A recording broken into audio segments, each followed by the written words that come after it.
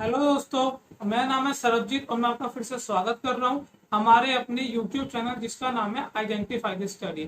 और दोस्तों, आज का जो हमारा टॉपिक रहेगा वो है क्लास 11 ज्योग्राफी चैप्टर नंबर 2 जिसका नाम है the origin and evolution of earth, वो यानी कि पृथ्वी की उत्पत्ति एवं उसका वो विकास। तो चलिए हम चलते हैं अपने टॉपिक की।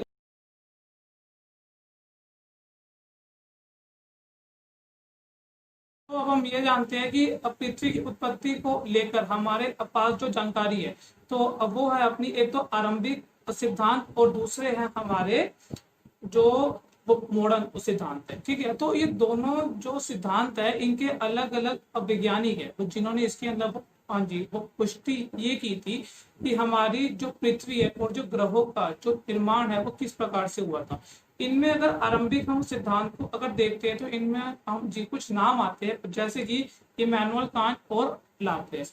इन्होंने ये कहा था कि एक हाँ तो इन्होंने ये कहा था कि एक निहारिका अपरिकल्पना नाम से यानी कि नेब्यूलर हाइपोथेसिस, ये एक ऐसी परिकल्पना थी कि जिसके अंदर जो स्टार्स होते हैं उनके काफी मतलब सारे क्या है वो झुंड होते हैं और उनके अंदर से जब उनका अलग अपने गुरुत्वाकर्षण होता है तो वो अपने साथ में काफी सारे पदार्थों को जोड़कर एक ग्रहों का निर्माण करते हैं।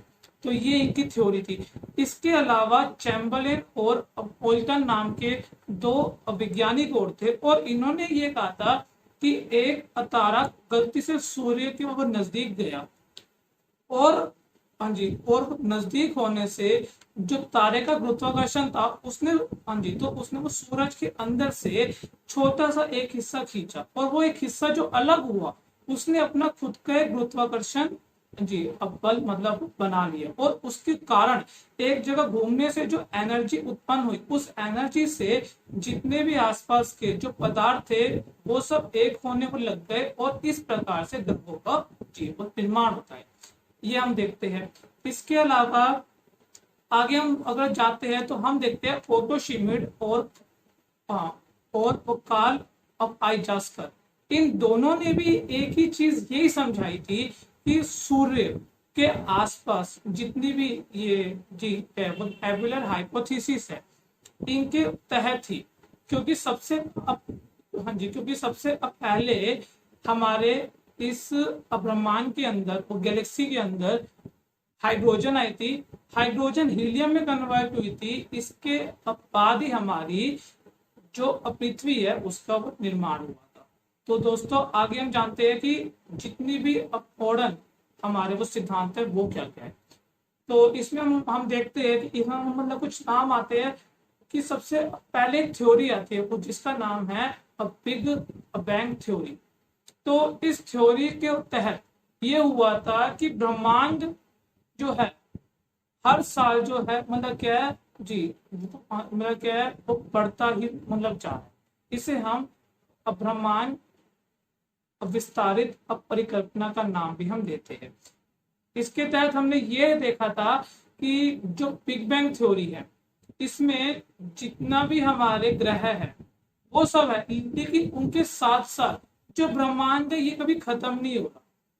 ये हर वक्त क्या है ये हर वक्त मतलब क्या है जी ये क्या है वो बढ़ता ही मतलब जा रहा है मतलब एक्सपैंड होता जा रहा है। एक हमने ये देखा। इसमें ये था कि छोटे छोटे जितने भी पदार्थ है वो आपस में वो मिलकर ग्रहों का वो निर्माण मतलब करते हैं और उनके अंदर हाइड्रोजन और हीलियम नामक जो गैस है वो काफी ज्यादा रूप से है।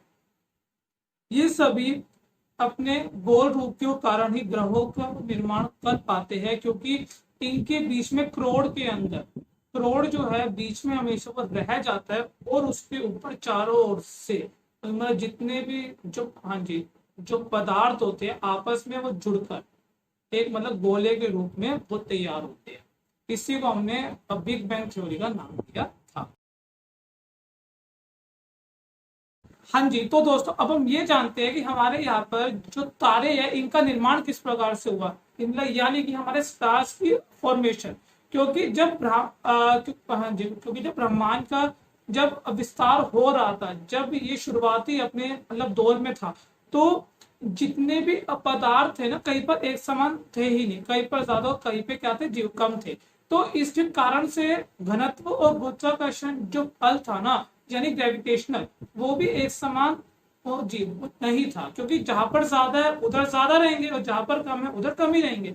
तो इसकी वो वजह से ऐसा हुआ कि जो, हाँ जी, तो जो हमारे स्टार्स थे ना, उनकी वो फॉर्मेशन होना क्या शुरू हो गई। हमारी जितनी भी आकाश वो गंगाएं और जो गैलेक्सीज थी, उनकी वो वजह से जो स्टार्स थे, उन्होंने क्या हुआ कि इनका जो फैलाव था ना, वो होता ही रहा। हमारी गैलेक्सी कभी स्थिर रहती ही नहीं है, हमेशा इसका जो आकार है वो इंक्रीज होता ही जा रहा है। और इसके आकार को जानने के लिए हम ये देखते हैं कि, हाँ जी, वो की जो रोशनी है वो हजारों सालों में जितना ट्रेवल वो कर सकती है, उतना ही एक आकाश गंगा का आकार है। तो यानी आप समझ सकते हैं कि रोशनी की जो रफ्तार है वो काफी नहीं, मतलब ज्यादा है। तो उसके हिसाब से जो आकाश गंगा है वो काफी क्या इंक्रीज हो चुकी है। और अगर कहा जाए तो अगर हम आकाश और गंगा को कंपीट करने जाए तो काफी मतलब टाइम वो लग सकता है। तो इसके अलावा आगे हम ये देखते हैं कि हमारे स्टार्स की जो फॉर्मेशन थी वो तो हो गई अब, लेकिन इसमें लगभग कम से कम 80,000 से 1.5 लाख प्रकाश साल लगेंगे। समझ रहे हैं ना, कि यानी कि जब तक हमारा जो प्रकाश है वो 80,000 से वो, हाँ जी, वो 1.5 लाख प्रकाश साल तक, जब तक वो, हाँ जी, तो जब तक वो ट्रेवल तो नहीं, मतलब वो करेगा, तो तब तक हमारी एक आकाश गंगा कंप्लीट नहीं होगी। तो सोचो कि अगर हमारी गैलेक्सी ही इतनी है, तो अभी इस ब्रह्मांड के अंदर और भी मतलब काफी सारी गैलेक्सीज है जो एग्जिस्ट मतलब करती है। इन आकाश गंगा की शुरुआत जो है ना, हाइड्रोजन के बने विशाल गैसों से हुई। ये मैं आपको अभी मतलब बताया भी था कि हाइड्रोजन और फिर हीलियम, हाइड्रोजन जब हीलियम में कन्वर्ट हुई, इसके बाद ही हमारे ग्रहों का जी जो एक आकार है, जो वो निर्माण है वो शुरू हुआ था। तो जब हाइड्रोजन के जो, हाँ जी, जो बादल थे आपस में जब के वो जी जब मतलब क्या वो जुड़ने शुरू हुए एक गोल आकार के अंदर, तो उसी को हमने क्या कहा था, उसी को हमने जी वो नेब्यूलर हाइपोथेसिस यानी कि निहारिका अपरिकल्पना हमने उसको नाम दिया था। और एक गैसों के झुंड विकसित हुए जिसके कारण ये हुआ कि वो तारों का निर्माण हुआ। आप चीज समझ रहे हैं कि जो, हाँ जी, जो क्या जी जो क्या है हमारे जो स्टार्स है, ये क्या इनके अंदर क्या वो ठीक है वो गैसी साइन के, हमारे स्टार्स के अंदर मतलब क्या वो गैसीस है। एक चीज ये आती है। अब हम आगे आते हैं और ये जानते हैं कि लगभग, आप ये समझिए कि लगभग आज से 6 अरब साल पहले हमारे स्टार्स की फॉर्मेशन शुरू हुई। तो आप समझ सकते हैं कि हमारी जो पृथ्वी है, जो ग्रहों का निर्माण है, वो कितने अरबों सालों से चलता आ रहा है और आज हम यहाँ पर हम मतलब जी रहे हैं। एक चीज आती है।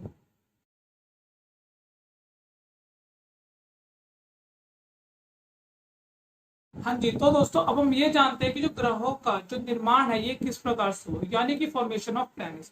इसमें सबसे पहली चीज हमारे पास ये आती है कि जो तारा था उसमें निहारिका परिकल्पना होती है, यानी कि नेबुलर हाइपोथेसिस। उसके कारण क्या होता है कि उसका गुरुत्वाकर्षण जो बल होता है वो अलग होता है, और एक जगह घूमने से अब इसकी दूसरी स्थिति उत्पन्न होती है। इसकी दूसरी स्थिति जब एक जगह घूमने से जितने भी जो जितने भी जो पदार्थ होते हैं आपस में जब वो मिलना शुरू होते हैं ना, तो एक गोलनुमा आकार के अंदर आते हैं और प्रोड को बीच में मतलब प्रोड बीच में होता है, जिसके कारण से ये एक ग्रह का निर्माण धारण कर लेते हैं। और इसकी अंतिम अवस्था के अंदर आते आते हम ये देखते हैं कि जितने भी ग्रह थे छोटे छोटे जो क्या है वो पिंड थे, आपस में वो जुड़ने का प्रयास करते हैं, और जुड़ने के प्रयास से ही जो ग्रह है वो अपना पूर्ण रूप हासिल मतलब कर लेते हैं। इसके अलावा हम ये देखते हैं कि हमारा ग्रहों का जो निर्माण था, इनकी ये स्थिति कब खत्म हो गई। जितनी भी थ्योरीज थी ये आपको हम समझा चुके हैं, चाहे वो एंशियंट थी चाहे वो जी क्या वो पूर्ण थी। इसके अलावा अगली वीडियो के अंदर हम ये जानेंगे कि हमारा सौरमंडल यानी कि सोलर सिस्टम, हमारा जो, हाँ तो हमारा जो केवल जी केवल चंद्रमा और स्थल मंडल, वायुमंडल और जलमंडल के ऊपर। और हाँ एक चीज और जानेंगे इंपॉर्टेंट है कि हमारी जीवन की उत्पत्ति, क्योंकि यहाँ पर अभी जो मैं आपको समझाया कि अभी हमने क्या समझा कि हाइड्रोजन और हीलियम सिर्फ दो ही गैसों का नाम अभी तक हम समझते हैं जो हमारी ग्रहों के निर्माण में मतलब क्या थी, जो यहाँ पर थी और जिन्होंने हेल्प करी। अब इसके अलावा ये सब चीजें हैं जो हम अगली वीडियो में हम आपको समझाएंगे। और जो वो फर्स्ट चैप्टर का जो लिंक है आपको मैं डिस्क्रिप्शन पर डाल दूंगा, भूगोल एक विषय के रूप में, ज्योग्राफी एज अ डिसिप्लिन। साथ में जाते जाते प्लीज इस चैनल को like, subscribe, share and comment जरूर करिएगा। जितना हो सके शेयर करिए अपने दोस्तों तक जो क्लास 11 के अंदर है और जिनके पास ज्योग्राफी है। साथ में डिस्क्रिप्शन के अंदर एफबी और इंस्टा के पेजेस का जो लिंक है वो मतलब डाल दिया हो जाएगा। कोई भी प्रॉब्लम है आप हमसे कॉन्टेक्ट भी कर सकते हैं। तो दोस्तों अगली बार हम आपको जो अभी आपके रिमेनिंग टॉपिक्स है इससे भी हम मतलब चर्चा करेंगे। So okay bye.